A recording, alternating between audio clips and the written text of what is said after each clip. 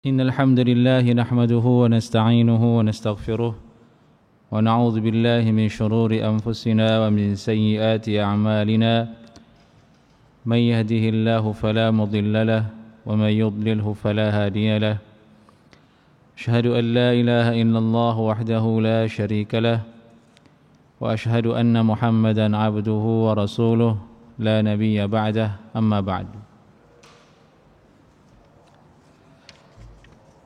Kita lanjutkan tafsir suratul Luqman. Malam ini insyaallah taala kita akan menelaah dan mengkaji dan mentadabburi firman Allah, Ya bunayya innaha in takum mithqala habbatin min khardalin fatakun fi sakhratin aw fis samawati aw fil ard ya'ti biha Allah Inna Allah latifun khabir.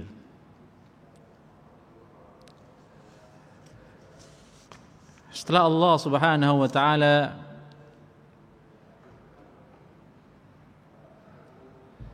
mengajarkan kepada Luqman hikmah dengan memberikan mau'izah kepada anaknya yang isinya adalah tauhid dan kemudian berbuat baik kepada kedua orang tua dan agar seseorang mengikuti jalannya orang-orang yang kembali kepada Allah Subhanahu wa taala. Kemudian Allah menceritakan kepada kita mau'izahnya Luqman berikutnya. Allah berfirman, Ya bunayya innaha in takum mithqala habbatin min khardalin. Wahai anakku, innaha sungguhnya, hak di sini kembali kepada al-qissah. Wahai anakku, al-qissah, begitu kira-kira maknanya. Innaha ya al-qissah. Jika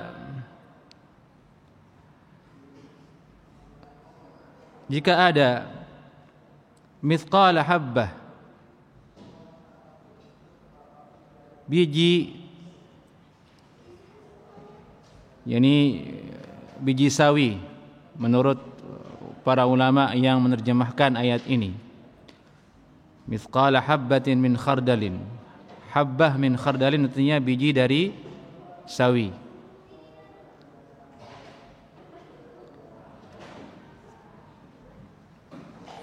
Apabila jika ada biji dari sawi ini, atau maknanya jika ada suatu kebaikan atau maksiat seberat biji dari sawi, berarti ini adalah perumpamaan oleh Allah Subhanahu wa taala. Diumpamakan kebaikan dan keburukan itu ukurannya seberat biji sawi. Fatakum fi sakhratin.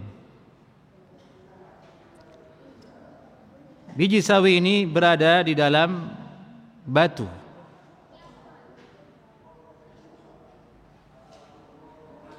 Aw fis samawat, atau letaknya di langit. Aw fil ardi, atau di dasar bumi. Ini menunjukkan bahwasanya letak dari bijian ini sangatlah sulit untuk diraih oleh tangan manusia. Letaknya sangat sukar untuk didatangkan oleh manusia. Tapi Allah Subhanahu wa taala ya'ti biha Allah, akan mendatangkannya kelak di hari kiamat. Ini wajah tafsir yang pertama dari ayat ini, yaitu Allah Subhanahu wa taala menceritakan Luqman memberikan nasihat kepada anaknya, apabila suatu dosa itu, suatu kebaikan itu seukuran dengan biji sawi, kemudian biji sawi itu berada dalam batu,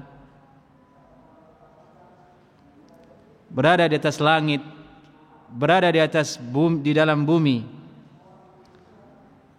yang sekiranya akal manusia tidak mungkin untuk mendatangkan bijian tersebut, tapi Allah Subhanahu wa taala kelak di hari kiamat akan menghadirkan kebaikan dan keburukan itu di hadapan kita. Dengan makna ini berarti ada takhwif. Isinya nasihat ini ialah takhwif, yaitu narasi memberikan ancaman kepada manusia agar dia waspada, agar dia berhati-hati dalam menjalankan kehidupannya, agar hendaklah hidupnya itu sebagaimana jalannya orang-orang yang disebutkan di ayat sebelum ini, wattabi' sabila man anaba ilai, dan ikutilah olehmu wahai anakku jalan orang-orang yang bertaubat kepada Allah Subhanahu wa taala, karena sungguhnya segala sesuatu kebaikan dan keburukan yang kau lakukan walaupun sebesar biji zarrah pasti akan dinampakkan oleh Allah kelak di hari kiamat di hadapanmu. Dari itu Allah berfirman, innallaha latifun khabir. Sungguhnya Allah Subhanahu wa taala latif, lutf, yakni sangat halus pengetahuannya sehingga mengetahui hal-hal yang sangat detil yang dimana manusia tidak mampu untuk mengetahuinya. Khabir, dan maha mengetahui. Dimanapun engkau berbuat, sebesar apapun perbuatanmu, pasti Allah Subhanahu wa taala mengetahuinya, dan Allah akan menampakkannya kelak di akhirat di hadapan kita. Ini makna yang pertama. Makna yang kedua, kata Imam Al-Qurtubi rahimahullahu taala, kalau makna yang pertama tadi disebutkan oleh Al-Hafidh Ibnu Katsir rahimahullahu taala.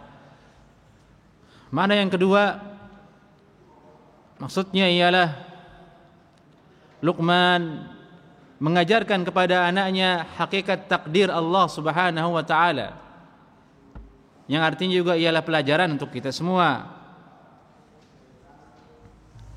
di mana Allah Subhanahu wa taala maha mampu untuk mendatangkan rezeki seseorang, meskipun letak rezeki itu sangat sulit kiranya menurut akal manusia.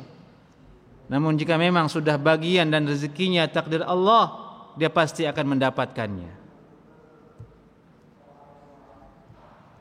Dari perumpamaan ini, kisah ini, jika ada seberat biji sawi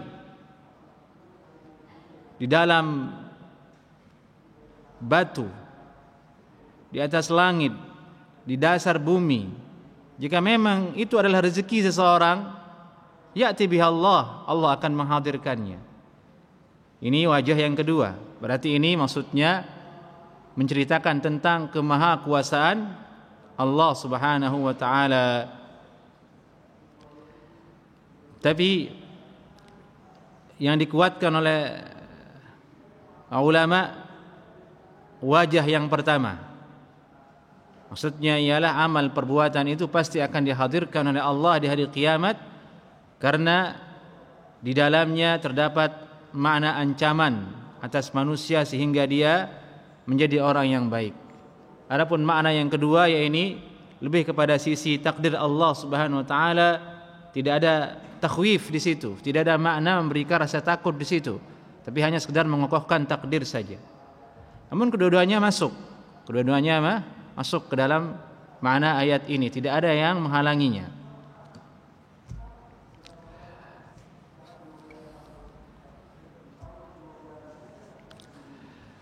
Beliau berkata, Al-Qurtubi rahimahullahu taala, "Lau kana lil insani rizqun mithqala habbati khardalin fi hadhihi al-mawadhi' ja'a Allahu biha." Jikalau ada rezeki bagi seorang manusia seberat biji khardal yang letaknya di batu, di dalam batu, di langit, di dasar bumi, Allah Subhanahu wa taala akan mendatangkannya. Yasuquha ila man hiya rizquhu. Allah akan alirkan rezeki itu kepada orang yang memang Allah sudah takdirkan untuk dia. Makna lebih dalamnya kata beliau, la tahtam lirizq. Jangan terlalu susah dengan urusan rezeki. Hatta tashtagila bihi an ada'il faraid. Sampai engkau menjadi sibuk, tidak bisa menjalankan kewajiban ibadahmu kepada Allah Subhanahu wa taala.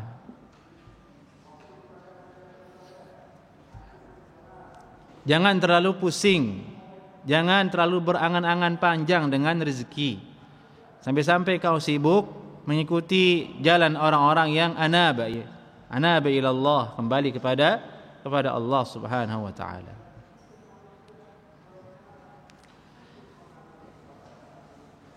Diriwayatkan dari Abdullah bin Mas'ud radhiyallahu taala anhu, Nabi sallallahu alaihi wasallam pernah bersabda, la tukthir hammak ma yuqaddar yakun. Jangan perbanyak kesusahan dalam dirimu. Jangan terlalu banyak angan-angan sehingga membuatmu gundah gulana. Apa yang ditakdirkan oleh Allah untukmu, dia akan terjadi. Wa ma turzaqu yatik.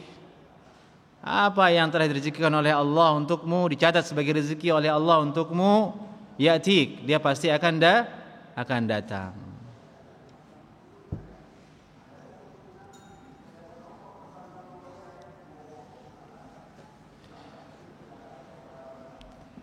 Dan ini sesuai dengan firman Allah Subhanahu wa taala, wa'mur ahlaka bis-salati wastabir 'alaiha la nas'aluka rizqa nahnu narzuquka. Perintahkanlah keluargamu untuk salat dan agar sabar di dalamnya, sabar di atasnya. Kami, firman Allah, tidak menuntutmu untuk mencari rezeki, tidak minta kepadamu rezeki. Firman Allah, nahnu narzuquka, kami yang berikan kalian rezeki. Yani di sini Allah setelah menyebutkan perintah salat mengingatkan kita masalah rezeki. Salat, jangan pikirkan rezeki. Kami yang berikan kalian rezeki. Ada isyarat bahwasanya sebagian manusia lalai dari ibadah kepada Allah. Yang ra'sul ibadah itu ialah salat demi rezeki. Dia tidak salat demi bekerja. Dia melakukan yang haram. Dia langgar perintah Allah yang sudah jelas haram demi rezeki.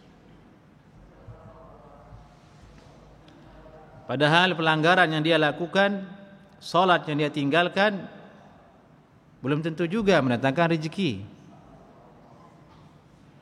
Belum tentu masuk ke dalam dirinya.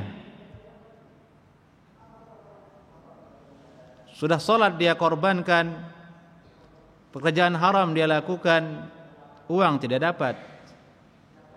Andainya pun dapat, tidak sampai ke mulutnya. Entah hilang, entah dicopet, entah untuk bayar hutang dan yang lain sebagainya. Tentu kita akan sangat rugi dengan hal yang seperti itu. Dari itu benar perkataan ini, la tukthir hammak ma yuqaddar yakun. Jangan perbanyak kesusahan dalam dirimu. Apa yang ditakdirkan oleh Allah, dia akan terjadi. Wa ma turzaqu yatik. apa yang telah dicatat sebagai rezeki oleh Allah untukmu, dia akan datang.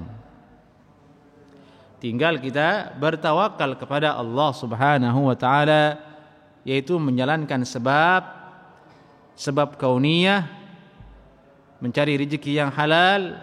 Jika datang maka alhamdulillah, jika tidak maka bersabar.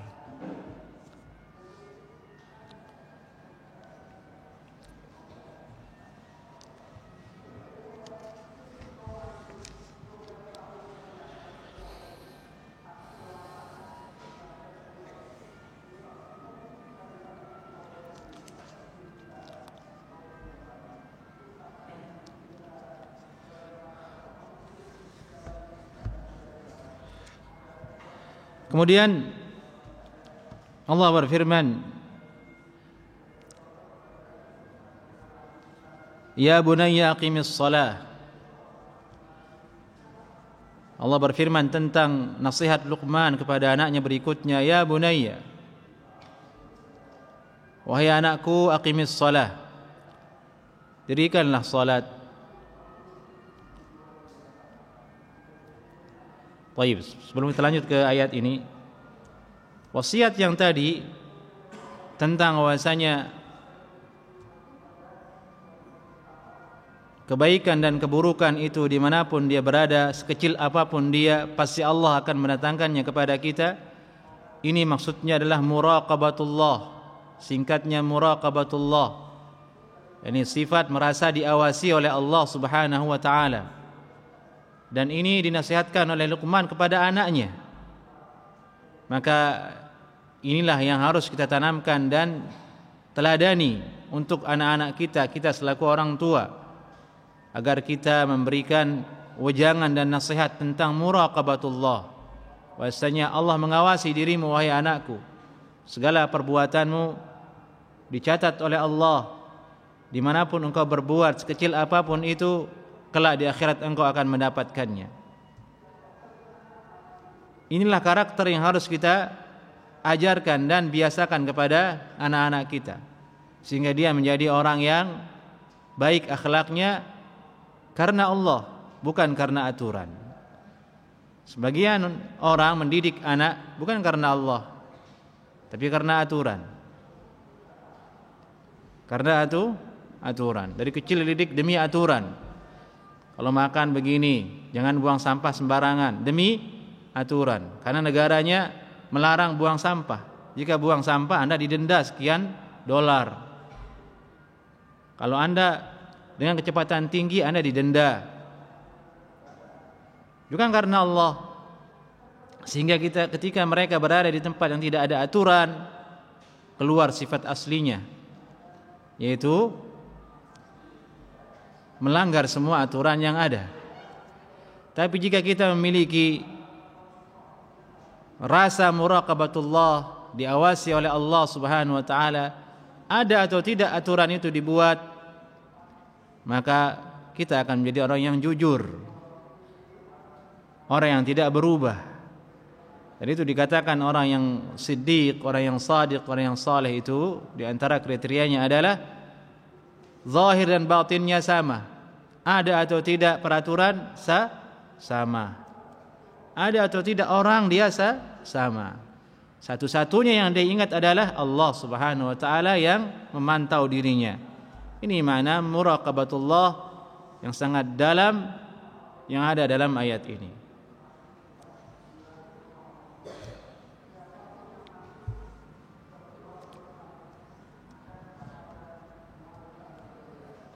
Demikian juga kita harus nasihati anak-anak kita agar dia jangan sampai meninggalkan agamanya karena masalah karir usaha.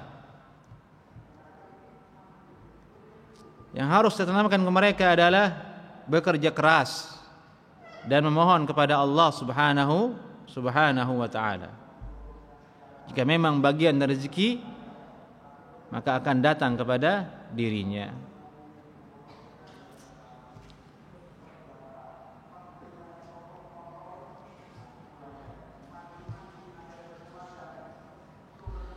Baik. Baru kita lihat firman Allah, ya bunayya aqimis shalah, wahai anakku dirikanlah salat. Jadi yang pertama di awal ayat ini, di awal kisah tentang Luqman ini, jangan syirik, berbakti kepada kedua orang tuamu, ikuti jalan orang-orang yang kembali kepada Allah, kemudian muraqabatullah, takdir, baru kemudian aqimis shalah, dirikanlah salat.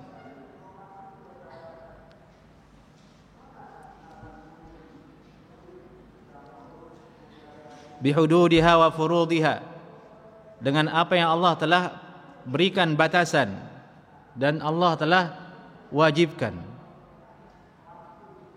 Perintah mendirikan salat ini maksudnya berarti juga adalah perintah menuntut ilmu yang bisa menjadikan kita mengerti, paham tentang salat.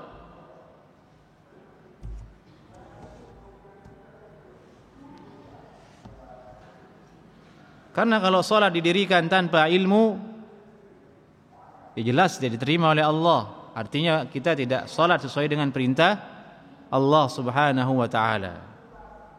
Aqimis shalah, wahai anakku dirikanlah salat. Dan Nabi sallallahu alaihi wasallam bersabda, muru auladakum bis salah, perintahkan anakmu untuk salat. Wa hum abna'u sab'in, mereka ketika berusia 7 tahun, suruh dia salat.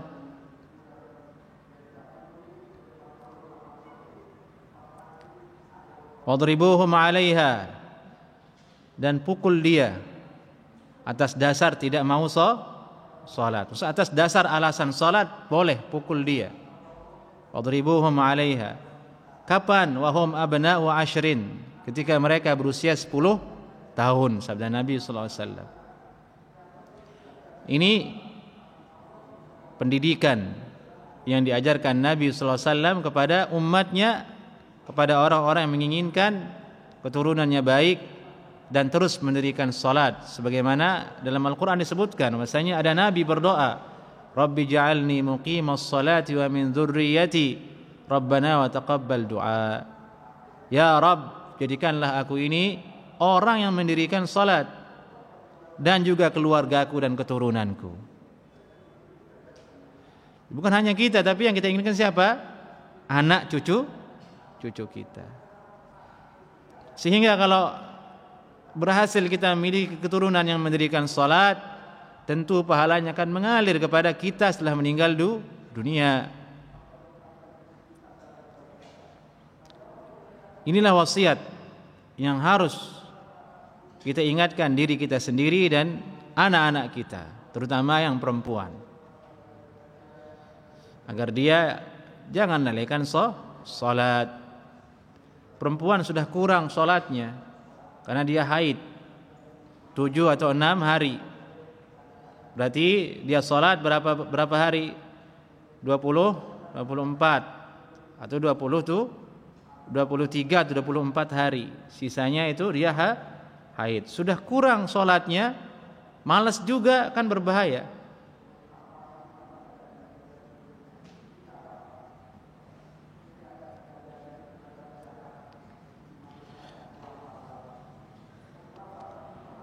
Ya bunayya aqimis shalah, dirikanlah salat wahai anakku. Imam Al-Qurtubi berkata, wassa ibnahu bi'uzmi at-ta'at wa hiya as-salah. Luqman sahibul hikmah mewasiatkan kepada anaknya dengan perkara yang paling agung, paling besar, yaitu salat.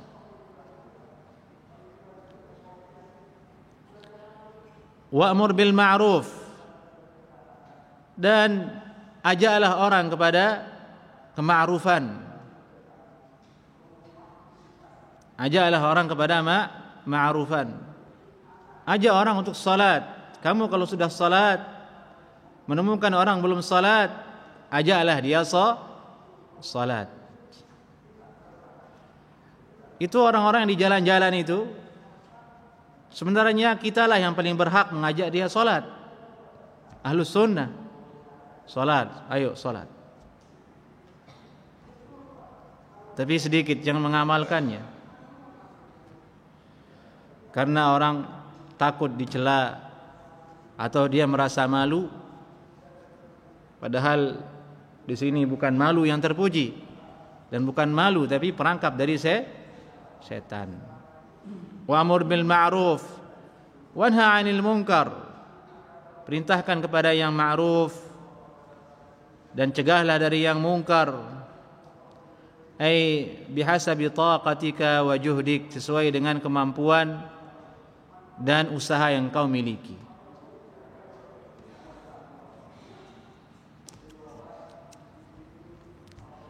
Wasbir ala ma asabak, dan bersabarlah engkau atas apa yang menimpa dirimu ketika melakukan amar ma'ruf dan melakukan nahi mungkar.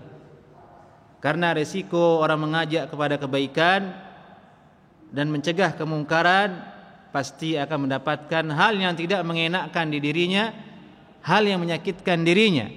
Itu pasti. Dari itu Allah berfirman, wasbir ala ma asabak, dan bersabar engkau atas apa-apa yang akan menyakiti dirimu dalam melakukan amar ma'ruf dan nahi mungkar. Berarti kita ketemu benang merahnya. Amar ma'ruf nahi mungkar itu punya resiko. Resikonya apa? Kita akan merasa tersakiti. Ada yang akan menyakiti kita, baik perasaan maupun fisik. Ada yang akan menekan kita, orang-orang fasik, orang yang tidak suka. Dan ini sudah sunnatullah. Dari itu Nabilah orang yang paling tinggi amar ma'ruf nahi mungkarnya. Nabi sallallahu alaihi wasallam mengajak orang masuk Islam, diancam dibunuh. Nabi mengajak orang bertauhid, dikeluarkan dari Makkah. Resiko. Kita mengingkari bid'ah, dituduh macam-macam. Dibilang antek Yahudi, naudzubillah min dzalik. Kenalan saja tidak, dituduh antek-antek Yahudi.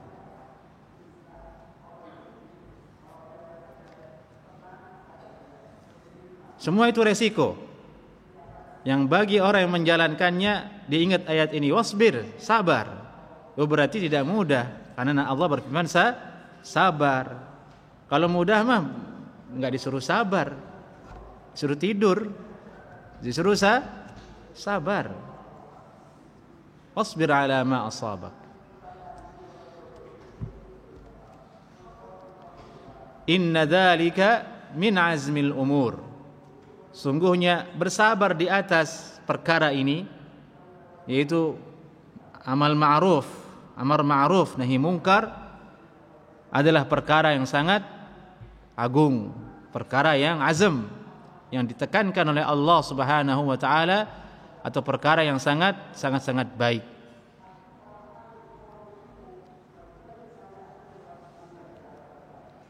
Amar ma'ruf nahi mungkar ini bukan hanya untuk orang lain, tapi bahkan untuk keluarga kita sendiri. Bahkan itulah yang paling pertama kita perhatikan. Karena Allah Subhanahu wa taala berfirman kepada nabinya, "Wa anzir 'ashiratakal aqrabin." Berikanlah nasihat, peringatan wahai Nabi sallallahu alaihi wasallam kepada keluargamu yang terdekat. Itu nomor satu. Anak kita, istri kita, wajib kita amar ma'ruf, perintahkan dia yang baik. Wahai istriku, salat malamlah. Wahai istriku, salat witirlah. Wahai istriku, uninstall TikTokmu. Wahai istriku, uninstall Instagrammu. Nahi mungkar. Wahai anakku, jangan buka TikTok. Wahai istriku, jangan buka TikTok, kecuali untuk yang ma'ruf. Hatta di keluarga yang kecil pun kita akan mendapatkan hal yang tidak mengenakan dari anak kita, dari istri kita. Itu menunjukkan amar ma'ruf nahi mungkar ini betul-betul resikonya itu harus bersabar menghadapinya. Antum bilang, nak, uninstall Instagram dan TikTokmu. Bapak mah orang jadul katanya. Bapak orang jadul, zaman dulu, enggak gaul, enggak ngerti. Apalagi kalau bapaknya sudah ubanan. Namanya juga kayak kakek katanya. Itu menyakitkan kan? Menyakitkan hati kita. Sabar. Dan mengajak kepada yang ma'ruf dan mencegah kepada yang mungkar dalam lingkup keluarga ini tidaklah mudah. Karena mereka, anak dan istri dan keluarga kita ini melihat kita 24 jam. Kalau kita bilang begini, abi juga begitu. Kalau kita begitu, bapak juga begitu. Antum juga begitu, kata istri antum. Jadi tambah berat. Meskipun sebenarnya bukanlah syarat dalam amar ma'ruf dan nahi mungkar itu seseorang harus tidak pernah jatuh ke dosa itu, bukan syarat. Kalau kita akan syaratkan hal seperti itu, maka akan matilah amar ma'ruf nahi mungkar. Karena manusia tidak ada yang tidak berdosa. Maka salahlah anggapan orang, sok suci kamu. Urus dirimu saja. Kamu juga belum benar mengurus orang katanya. Ini semua ucapan-ucapan perangkap, bisikan-bisikan dari syaitan manusia yang bisa menghentikan seseorang amar ma'ruf nahi mungkar. Amar ma'ruf nahi mungkar berbeda-beda. Kalau di Saudi Arabia, di Makkah Al-Mukarramah, tempat kelahirannya Nabi sallallahu alaihi wasallam, di Madinah tempat wafatnya Nabi sallallahu alaihi wasallam, amar ma'ruf nahi mungkar itu hidup. Jika ada orang maksiat langsung dicegah. Ya akhi, taqillah. Langsung. Kalau ada orang azan, orang belum salat. Nah, ini sekarang kita buktikan, azan kita keluar ajak orang salat tuh. Antum dibilang apaan sih? Begituin sama anak sekarang. Apaan sih katanya. Diajak salat dibilang apaan? Tar aja bang katanya. Tapi inilah amal-amalan yang baik, yaitu amar ma'ruf nahi mungkar. Bisa kita katakan kita lemah dalam hal ini. Lemah dalam amar ma'ruf nahi mungkar. Atau bahkan lebih jauh, kitalah yang hanyut di dalam kemungkaran itu. Wal'iyadzu billah min dzalik. Kemudian Allah berfirman, setelah Allah Subhanahu wa taala menceritakan nasihat Luqman agar kita menunaikan hak-hak kita kepada Allah, yaitu mendirikan salat dan menegakkan agama Allah dengan amar ma'ruf nahi mungkar. Kemudian Allah menceritakan kepada kita wajangan berikutnya terkait dengan akhlak kita kepada sesama manusia. Wala tusa'ir khaddaka linnas, wahai anakku, la tusa'ir khaddaka linnas.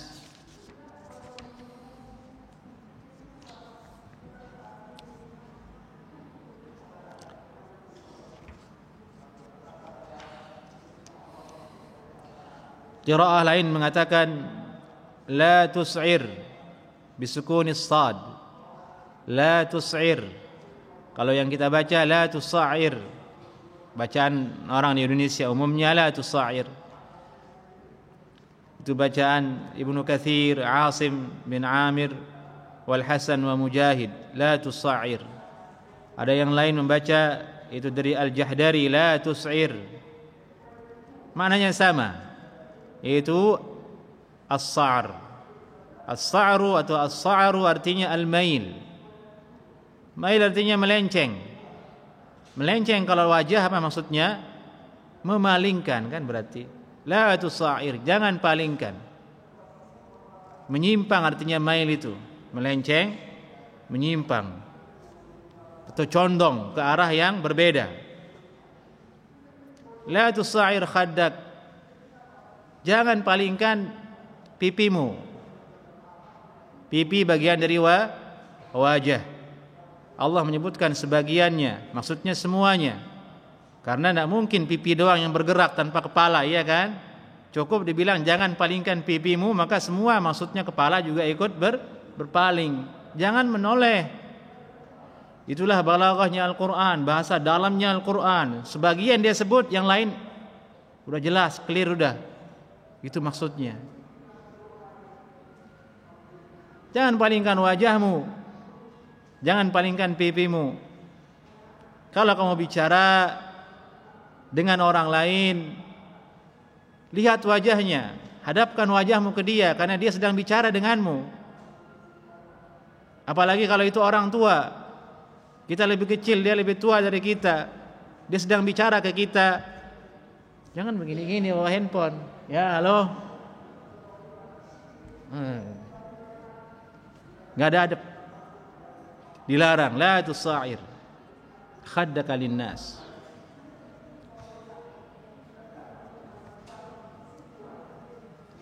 Kata Imam Al-Qurtubi makna al-ayah, la tumil khaddaka linnasi kibran alaihim wa i'jaban wa ihtiqaran lahum.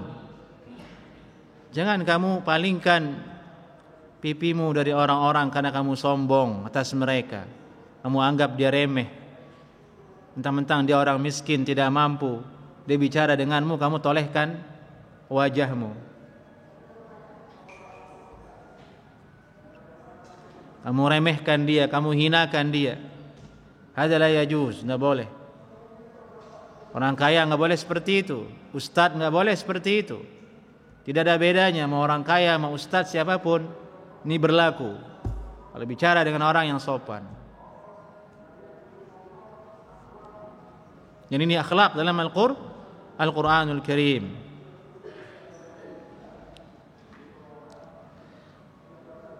Maknanya lebih jauh, kata Imam Al-Qurtubi, aqbil alaihim mutawadi'an, menghadap kepadanya dengan cara rendah hati.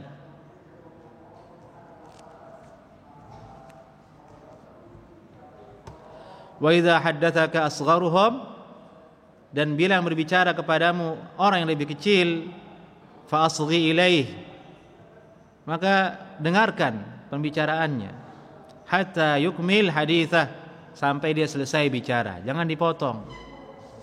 Walaupun dia anak kecil. Anak kecil pun tidak suka dipotong pembicaraannya. Dia ngomong, dengarkan. Jangan potong, sampai selesai biarkan. Mungkin bagi kita itu remeh. Anak bocah bicara enggak ada manfaatnya bagi kita. Tapi kita ingin mengamalkan akhlak. Kita ingin ajarkan akhlak ke dia, dengarkan apa yang dia omongkan, apa yang diceritakan. Dan itu butuh kesabaran memang. Apalagi ini sekarang zaman cepat. Makanan maunya cepat. Belajar maunya cepat. Daurah 10 hari langsung jadi alim. Maunya cepat semuanya. Handphone maunya cepat juga. Internet kan enggak boleh lama. Baru 5 detik begini, lama katanya. Padahal sebentar itu. Di jalan juga begitu. Belum 2 detik telat kita nginjak gas, udah klakson tuh di belakang. Serba cepat. Maka untuk bersabar mendengarkan sesuatu yang lambat, menyiksa diri kita. Terutama di dunia internet, dunia handphone dan online itu. Jarang ada orang bisa mendengarkan ceramah syekh, ulama kabir dengan durasi 1 jam di YouTube, nggak bisa. Apa namanya itu? Ya, cepetin. Akhirnya ulama mengalah, ya sudah kalau begitu nggak usah panjang-panjang, 5 menit aja dah isi ceramahnya. Itu pun dianggap lama juga, kelamaan nih. Intinya apa katanya? Jadi kita berada benar-benar di zaman subhanallah kacau menurut saya. Kecuali orang-orang diberikan rahmat oleh Allah subhanahu wa ta'ala. Kecepatan yang ada di handphone kita itu terbawa di kehidupan nyata kita dalam semua hal. Sabar kita dengan hal-hal yang lama meskipun dia bermanfaat. Hatta berimbas ke salat kita. Imam kelamaan dikit, lama nih imam. Semuanya. Satu-satunya yang kita ingin lama itu apa? Tidur. Allahul musta'an.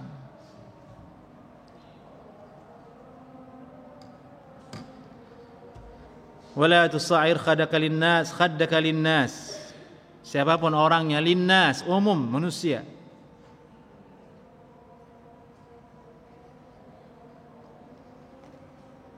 Maka ini nasihat untuk kita semua, ke orang-orang, ke kaum muslimin. Hendaklah kita ramah, tawadhu ke mereka. Meskipun zahirnya dia tidak berpenampilan dengan penampilan sunnah, kita harus tawadhu ke dia. Apa yang ada pada dirinya itu adalah tanggung jawab dia kepada Allah Subhanahu wa taala. Kita punya tugas yaitu tawadhu, rendah hati dan berakhlak. Siapa tahu dengan itu orang mendapatkan hidayah. Itulah cara Nabi sallallahu alaihi wasallam. Walau kunta faddan ghalidhal qalbi lam faddu min haulik. Kalau seandainya engkau wahai Nabi sallallahu alaihi wasallam keras, bersikap keras, ghalidhal qalbi, dan hatimu keras, lam faddu min haulik, orang-orang itu akan pergi darimu, tidak mau mendekat. Itu Nabi yang diberikan nasihat seperti itu, Nabi. Apalagi kita yang bukan Nabi. Sudah ramah pun orang kabur, ditambah lagi kita enggak ramah, orang akan semakin kabur. Subhanallah. Ini akhlak yang sangat luar biasa. Dan beruntunglah orang-orang yang bisa atau memiliki akhlak seperti ini. Wala tusa'ir khaddaka linnas wala tamshi fil ardi maraha. Ini kita lanjutkan setelah azan. Silakan azan dulu.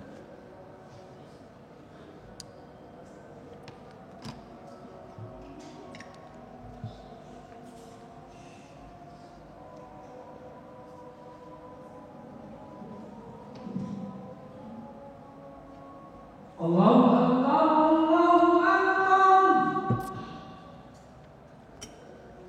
Allahu Akbar,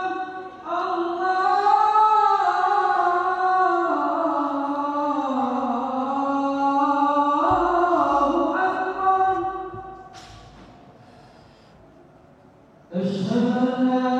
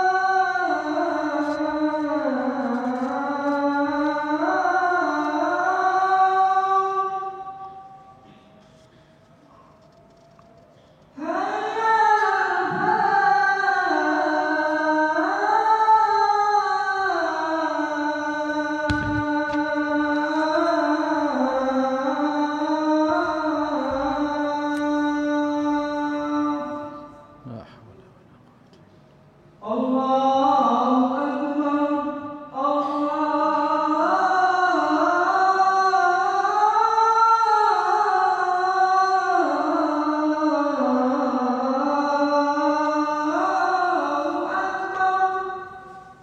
Allah.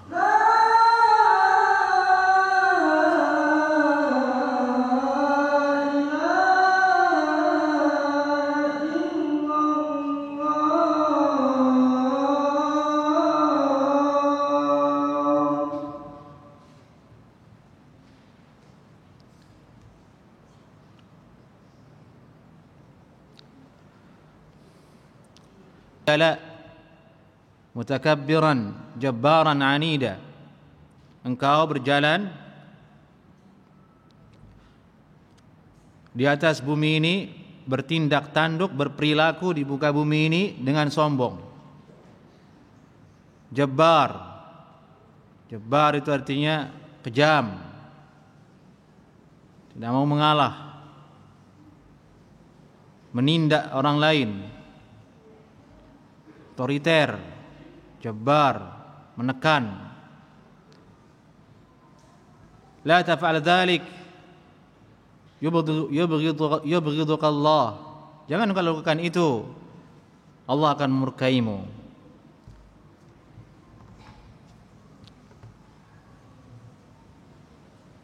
Bagaimana dengan orang-orang yang gerak jalan?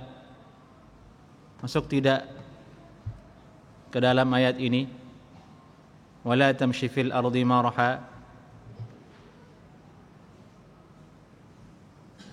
Karena kata Imam Al-Qurtubi rahimahullahu taala, wala tamshi fil ardi maraha. Jangan engkau berjalan di muka bumi ini dengan sombong. Ai wa huwa an-nasyat wal mashyu faraha fi ghairi syughlin wa fi ghairi hajah. Berjalan dengan membanggakan diri tanpa ada sebab musabab dan tanpa ada kebutuhan di situ.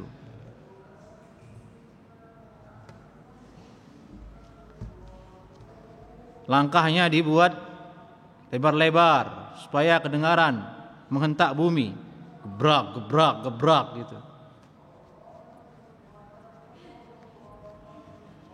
Ya kalau untuk perang iya kali, menakuti musuh.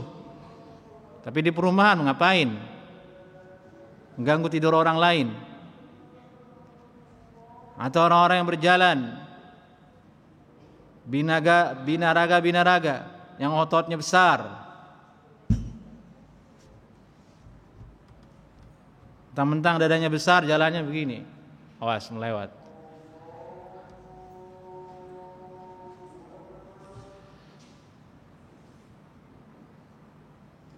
Wallahu alam. Kalau yang gerak jalan yang tadi nggak tahu saya bagaimana hukumnya. Masuk atau tidak ke ayat ini, wala tamshi fil ardi maraha. Wallahu alam. Perlu ditanyakan ke ulama.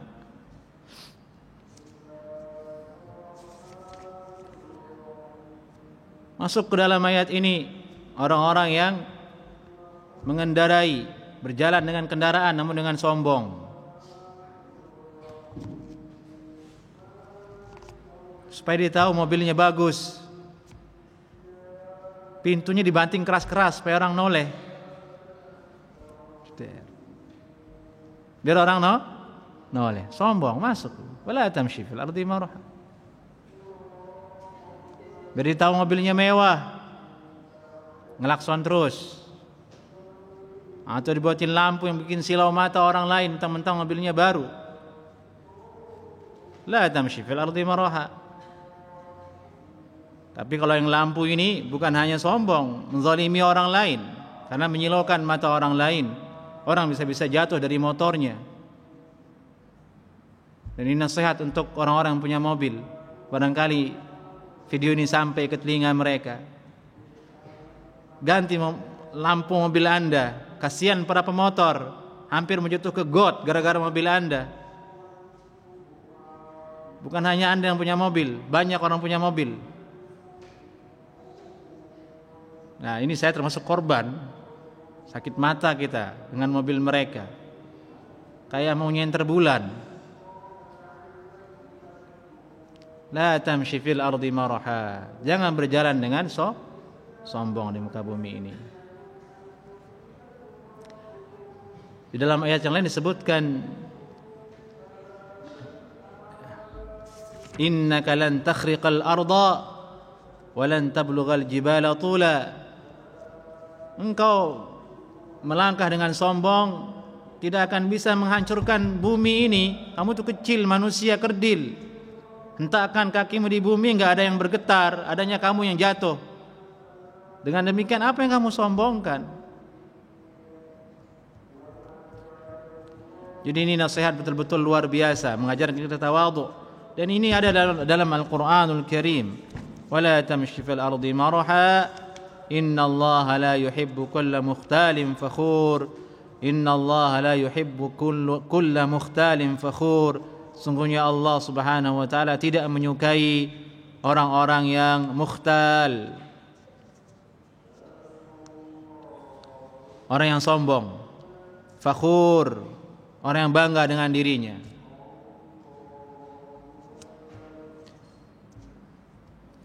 Dia sombong dan dia membanggakan diri.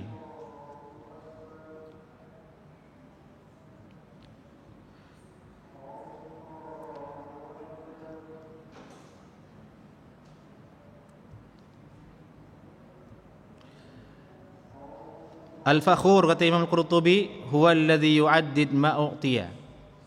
Orang yang menghitung-hitung harta yang diberikan oleh Allah atas dirinya. Saya punya ini, punya itu. Dipamerkan ke orang, pertontonkan ke orang. Dan ini bahaya orang-orang kaya ini yang terjangkiti oleh penyakit ini. Secara tidak sadar sebagian, kecuali dirahmati oleh Allah Subhanahu wa taala, seperti itu. Menghitung-hitung, membanggakan hartanya kepada orang lain. Dari itu ulama salafus saleh di antara akhlak mereka tidak berani mereka memamerkan atau memakai sesuatu yang bisa menghancurkan perasaan orang miskin.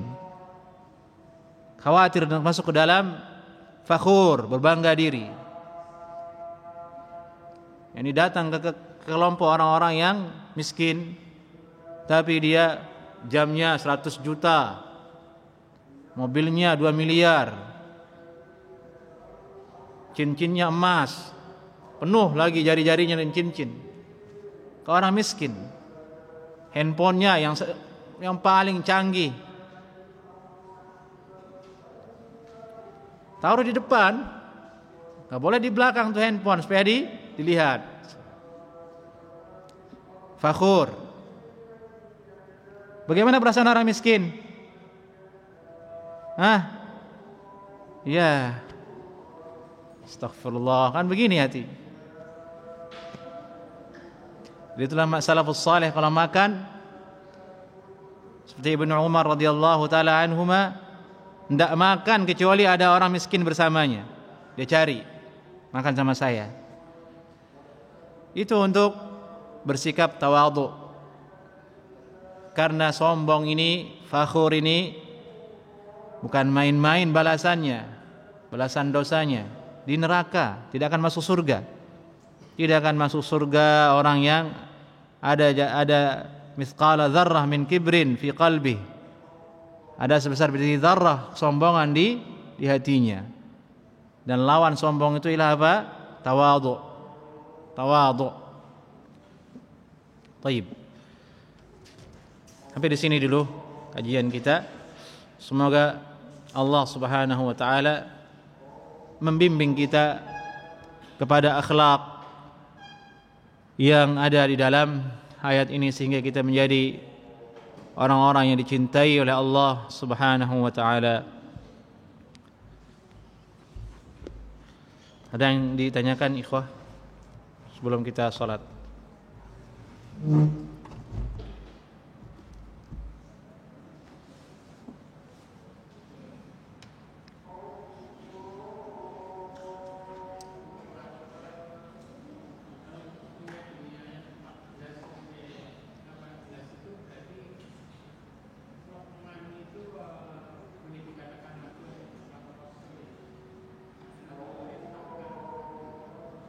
Ini sudah dibahas Pak, barakallahu fik, di kajian sebelumnya. Yang rajih beliau bukan seorang nabi. Bukan seorang nabi. Naam, barakallahu fiik. Sampai di sini dulu, ikhwah. Assalamualaikum warahmatullahi wabarakatuh. Ayo, salat.